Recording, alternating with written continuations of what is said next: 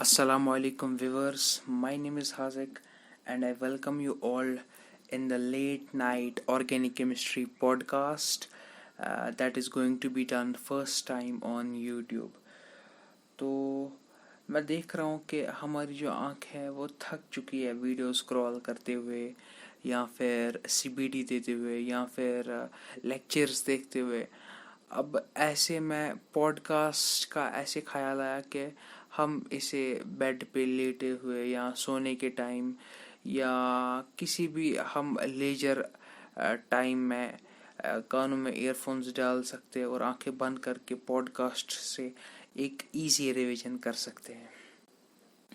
तो इसे कहते हैं पॉडकास्ट और इसे मैं बोलूँगा late night podcast, organic chemistry podcast by myself Hazik, and I am a JEE aspirant, but I have recently cleared JEE mains with nearly 99 percentile, and ये जो मटेरियल है जो हम रिवाइज करने जा रहे हैं मेरी कॉपी से, ये JEE मेन से ऊपर की लेवल है। JEE एडवांस का बोल नहीं सकता क्योंकि मैंने अभी वो दिया नहीं, वो बेवकूफ़ी होगी।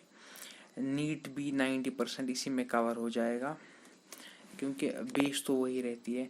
तो हम स्टार्ट कर रहे हैं हाइड्रोकार्बन्स के रिवीजन से। हाँ, और एक शेर से स्टार्ट करते हैं कि बेदिली क्या यूं ही दिन गुजर जाएंगे, सिर्फ जिंदा रहे हम तो मर जाएंगे। जैसा कि आप जानते हैं, अगर हमारे पास RX है तो लिथियम एल्यूमिनियम हाइड्राइड से रिडक्शन होगा, वो RH में कन्वर्ट हो जाएगा, चाहे वो 1 डिग्री पर हो, 2 डिग्री पर हो। लेकिन अगर 3 डिग्री पर RX होगा तो उसको एल्कीन बन जाएगा, ना कि RH। एल्केन नहीं बनेगा, ऑक्सीडेशन होता है इस केस में।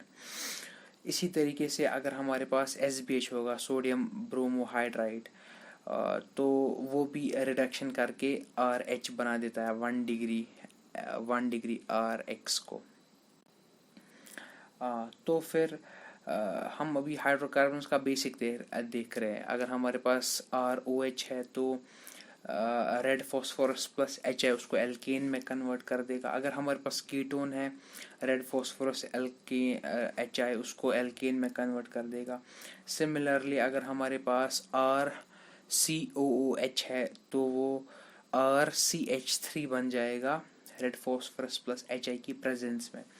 इन द सेम वे हमारे पास है क्लेमेंसन्स रिडक्शन, जिसमें हम ZnHg in presence of HCl का यूज़ करते हैं किसी भी कीटोन को एल्केन बनाने के लिए। Same application but different reagent, नाम है वुल्फ-किश्नर रिडक्शन। यूज़ होता है NH2 in presence of KOH। Same ketone को एल्केन बनाने का एक सिंपल तरीका। उसके बाद आता है कैटालिटिक हाइड्रोजनेशन, फॉर एग्जांपल रेनी निकल या H2 in presence of any sort of catalyst, जिसको सेबेटियर सेंड-रन्स रिडक्शन भी कहते हैं। कोई भी एल्केन बन जाता है। डीकार्बोक्सिलेशन में अगर हम देखते हैं RCOH है हमारे पास, उसको अगर हम NaOH CaO में डालते हैं तो पूरा COOH गायब हो जाता है। आगे बढ़ते हैं इसी के साथ। वुड्स रिएक्शन, जिसको कपलिंग रिएक्शन भी कहते हैं, जिसमें एल्केन ही बनता है। कैसे बनता है? अगर हमारे पास RX है और दूसरा RX है इन presence of sodium in dry ether, तो वो RR में कन्वर्ट हो जाता है। अगर हम सोडियम इन ड्राई ईथर के बदले जिंक इन ड्राई ईथर ले तो उसे वुड्स नहीं फ्रैंकलैंड रिएक्शन बोलते हैं। इन द सेम वे आगे बढ़ते हैं। पहले एक स्टेटमेंट कि beta unsaturated acids undergo decarboxylation on simple heating, यानी कि अगर हमारे पास C double bond with OH है, जो वो वाला C है उसके साइड वाला C जो होगा PCC पर, पेरेंट कार्बन चेन पर, उसको बोलेंगे अल्फा कार्बन। उसके आगे जो होगा उसको बोलेंगे बीटा कार्बन, यानी कि पहले एसिड वाला कार्बन, उसके बाद अल्फा, उसके बाद बीटा कार्बन। अगर इस बीटा कार्बन पर कोई अनसैचुरेशन है, for example alkane, for example ketone, या कोई भी ऐसा अनसैचुरेशन है, तो उस केस में क्या होगा, चाहे वहाँ पर पूरा एल्डिहाइड ही हो, ठीक है, तो इस केस में क्या होगा, ये जो अगर हम सिंपल हीटिंग करते हैं इस कंपाउंड को, पूरा COH गायब हो जाएगा। अगर हम एल्कीन्स को डालते हैं X2 की प्रेजेंस में, इन प्रेजेंस ऑफ लाइट HNO, तो वो हैलाइड बना देते हैं, मोनोक्लोरिनेशन मोनोब्रोमिनेशन हो जाता है, ठीक है, सिंपल। लेकिन Cl के कंपैरिजन में Br ज़्यादा सिलेक्टिव होता है, यानी कि क्योंकि ये फ्री रेडिकल मैकेनिज्म है, तो फ्री रेडिकल बेटर रहना चाहेगा 2 डिग्री कार्बन पर देन ऑन 1 डिग्री कार्बन। तो Br ज़्यादा सिलेक्टिव है इस बारे में कि मैं 2 डिग्री पर ही रुकूंगा, या अगर 3 डिग्री है तो मैं 3 डिग्री पर ही रुकूंगा, ठीक है। क्लोरीन में ऐसा कुछ नहीं है, जो ज़्यादा अवेलेबल स्पॉट्स है जो कि ऑब्वियसली 1 डिग्री होगा, क्लोरीन वहाँ पर भी जुड़ जाता है इजीली, ठीक है। हालांकि प्रोडक्ट्स तो सब बनते हैं, ये हम डिसाइड, ये मेजर प्रोडक्ट डिसाइड करने में यूज़ होता है, ठीक है। इसी तरीके से अगर हमारे पास एल्काइल हैलाइड्स है, फॉर एग्जांपल एल्किन के ऊपर Br है, उसको अगर हम strong base for example KOH in presence of C2H5OH डालते हैं, तो ये एल्कीन बना देता है। हम रिएक्शन मैकेनिज्म में भी ये चीज़ें पढ़ते हैं ना। मैं फिर से बोल रहा हूँ, नीड टाइप है ये मटेरियल, J मीन्स टाइप। जे एडवांस में क्या होता है, होता तो यही है, बस स्टीरियो केमिस्ट्री की ज़्यादा वेटेज होती है, या फिर रिएक्शन मैकेनिज्म की ज़्यादा वेटेज, या प्रैक्टिकल एप्लीकेशन जो है, फॉर एग्जांपल एल्डोल कैनिजारो, मतलब रिएक्शन मैकेनिज्म उस पर ज़्यादा फोकस होता है। तो ये एडवांस की प्रिपरेशन तो नहीं है, ये तो मैं बोल ही सकता हूँ without giving advance. I have not given advance yet, फिर मैं बोल सकता हूँ ये उस लेवल की प्रिपरेशन नहीं है, ये बस नीट या बेसिक लेवल की प्रिपरेशन है, और प्रिपरेशन नहीं, रिविजन है। तो हम बोल रहे थे, अगर हमारे पास अल्कोहल होगा और उसके साथ हमें, अगर हमारे पास अल्कोहल एज ए रिएजेंट, उसके ऊपर हम डालते हैं स्ट्रॉन्ग एसिड, यानी कि H2SO4 या H3PO4, तो वो भी एल्कीन दे देता है, एल्कीन, ठीक है।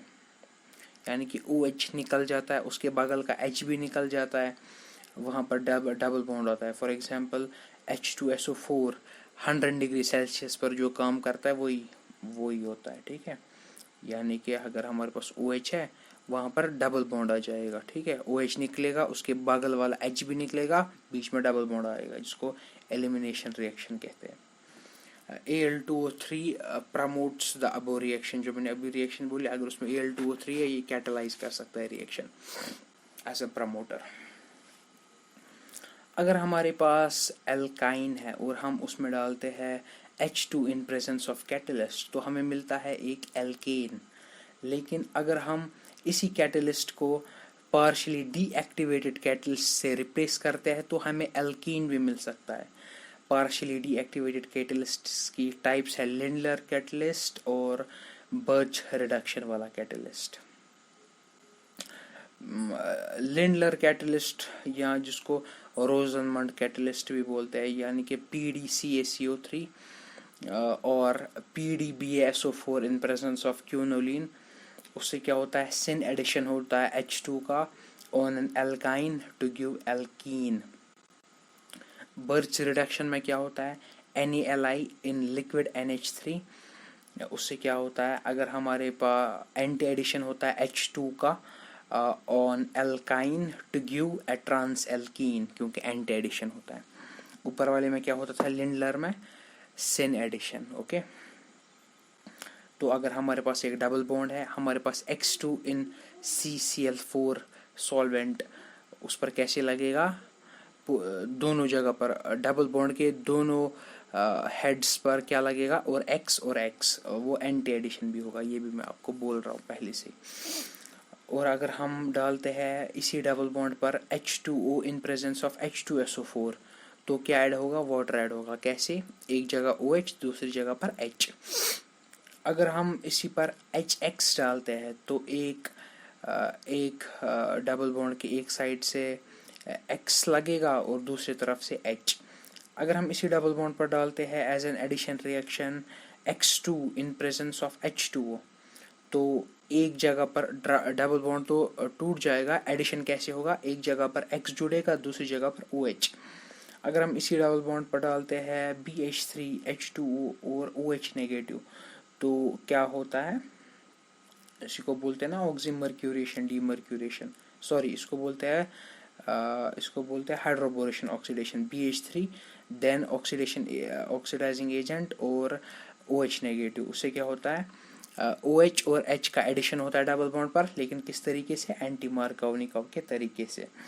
अब ऑक्सीमर्क्यूरेशन डीमर्क्यूरेशन, इससे भी एडिशन ही होता है डबल बॉन्ड पर, HgOAc whole twice and then H2O, या कोई reducing agent for example ROH अगर होगा तो हम बोलेंगे इसको एल्कोक्सीमर्क्यूरेशन डीमर्क्यूरेशन, क्योंकि पहले तो डबल बॉन्ड पर OH और H लग रहा था, अब OR और H लगेगा, ठीक है, OR और H, उसको क्या बोलेंगे, एल्कोक्सीमर्क्यूरेशन डीमर्क्यूरेशन, वरना क्या बोलेंगे, ऑक्सीमर्क्यूरेशन डीमर्क्यूरेशन। करेक्ट, हमेशा ये मार्कोवनिकोव तरीके से ऐड होगा।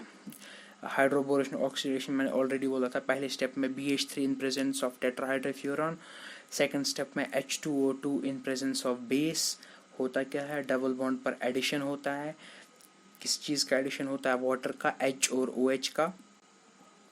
OH कहाँ पर लगता है, एंटी मार्कोवनिकोव के तरीके से।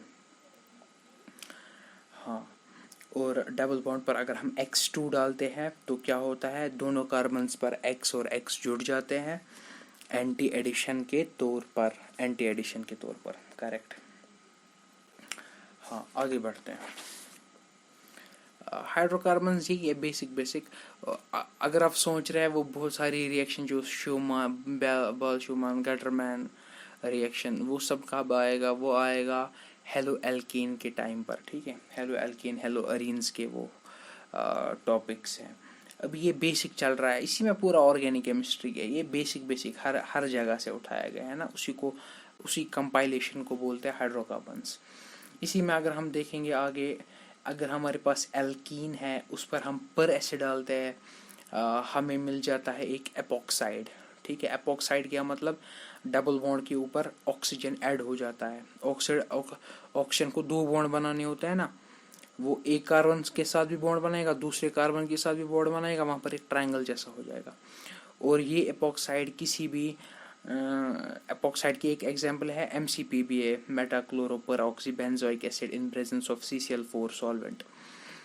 फिर इस एपॉक्साइड को हम किसी भी बेसिक या एसिडिक मीडियम में खोल सकते हैं एज एन ग्लाइकॉल, मतलब दोनों कार्बन्स पर OH। और ये एडिशन क्या होगा, एंटी एडिशन। किस चीज़ का एडिशन होगा, हम बोलेंगे इसको डाईहाइड्रोक्सिलेशन, लेकिन कौन सा वाला, एंटी डाईहाइड्रोक्सिलेशन। हाँ, और अब देखते हैं सिन डाईहाइड्रोक्सिलेशन। इसके दो सिंपल रिएजेंट्स है पुराने वाले, एक है bears reagent KMnO4 alkaline KMnO4 cold जो होता है बियर्स रिएजेंट, और दूसरा होता है OSO4 ऑस्मियम टेट्राऑक्साइड OSO4। इससे भी क्या होता है, सिन डाईहाइड्रोक्सिलेशन। सिन मतलब एक ही तरफ से एक डबल बॉन्ड को दोनों कार्बन्स पर OH और OH जुड़ जाते हैं। इसके बाद आता है क्लीवेज, वो किसकी प्रेजेंस में होता है, ऑक्सीडेटिव क्लीवेज होते हैं वार्म KMnO4 की प्रेजेंस में और O3 यानी कि ओजोन की प्रेजेंस में। देखो ऑक्सीडेटिव क्लीवेज जो होता है, यानी कि जब डबल बॉन्ड को हम तोड़ देते हैं, जो ये डबल बॉन्ड था दोनों कार्बन्स पर, इस डबल बॉन्ड के बदले डबल बॉन्ड O डालेंगे, ठीक है। हाँ, और अगर वहाँ पर एल्डिहाइड बनता है तो उसको भी एसिड में कन्वर्ट करेंगे। अगर कीटोन बनता है तब तो कुछ कर नहीं सकते, क्योंकि हम carbon bond with carbon bond नहीं तोड़ सकते। तो इसको बोलते हैं ऑक्सीडेटिव क्लीवेज, जिसमें एल्डिहाइड नहीं बनता है, पूरा एसिड बनता है, एसिड और कीटोन बनता है, उसको क्या बोलते हैं, ऑक्सीडेटिव क्लीवेज। ये होता है KMnO4 वार्म की प्रेजेंस में। यहाँ अगर हमारे पास O3 होगा लेकिन उसके साथ हुआ होगा H2O2, ओजोन के साथ H2O2, उसको बोलेंगे ऑक्सीडेटिव ओजोनोलिसिस। इसमें भी एल्डिहाइड नहीं बनेगा बल्कि पूरा एसिड बनेगा और कीटोन, एसिड और कीटोन, क्योंकि कीटोन फर्दर ऑक्सीडाइज होना बहुत ज़्यादा मुश्किल है, इसलिए कीटोन पर रुक जाएगा, लेकिन एल्डिहाइड एसिड तक जाएगा। ऑक्सीडाइज होकर। लेकिन अगर इसी ओजोन के साथ Zn होगा, उसको बोलेंगे रिडक्टिव ओजोनोलाइसिस। इसमें क्या होता है, ओजोनोलिसिस सॉरी, रिडक्टिव ओजोनोलिसिस से क्या होगा कि कीटोन तो बनेगा, लेकिन उसके बाद अगर एल्डिहाइड भी बन रहा है, एल्डिहाइड पूरा ऑक्सीडाइज नहीं होगा एसिड तक, एल्डिहाइड भी स्टेबल होगा, ठीक है। और इसकी रिएक्टिविटी कहाँ पर है, पहले एल्कीन पर ज़्यादा ऑक्सीडेटिव क्लीवेज होने के चांस होते हैं, उसके बाद एल्कीन नहीं, पहले एल्कीन पर सबसे ज़्यादा, उसके बाद एल्काइन पर, और उसके बाद फिर बेंजीन पर कहीं जाकर मुश्किलन, ठीक है। एल्कीन पर तो हो ही नहीं सकता, ठीक है, क्योंकि एल्कीन नहीं टूटता शॉर्ट में। तो इसी के साथ हमारा हाइड्रोकार्बन्स कंप्लीट हो जा रहा है, एक बेसिक हाइड्रोकार्बन्स, एक निचोड़ थोड़ा सा नीट लेवल या जेई मेंस लेवल, जो फाइनल डे देखकर मैंने भी 99% स्कोर किए थे। और शायद ऑर्गेनिक में हाँ एक सिली मिस्टेक हुई थी, बाकी सारे क्वेश्चन सही हुए थे लगभग। जो मिस्टेक्स हुई थी वो सिली ही थे, वो ऐसा कुछ कंसेप्चुअल नहीं था। तो फिर